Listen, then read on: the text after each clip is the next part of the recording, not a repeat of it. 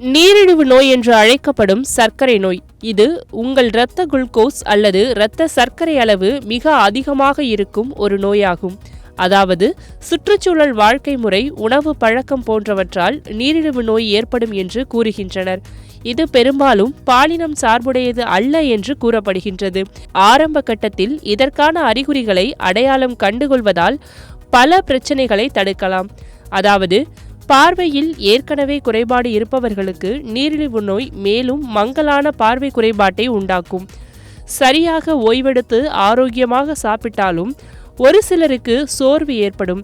அது நீரிழிவு நோயின் எச்சரிக்கை அறிகுறியாகும். அதிகமாக சிறுநீர் கழிக்க வேண்டும் போல் தோன்றுவதும் அடிக்கடி சிறுநீர் கழிப்பதும் சர்க்கரை நோய்க்கான அறிகுறிதான். எந்த ஒரு உணவு முறை, உடற்பயிற்சி அல்லது டயூரிட்டிக் சிகிச்சை இல்லாமல் எடை இழப்பு ஏற்படுகிறதோ அது பொதுவாக நீரிழிவு நோயின் அறிகுறியாகும். அடுத்ததாக கழுத்து, அக்கிள், இடுப்பு போன்றவற்றில் அடர் கருப்பு நிறத்தில் மாறும்.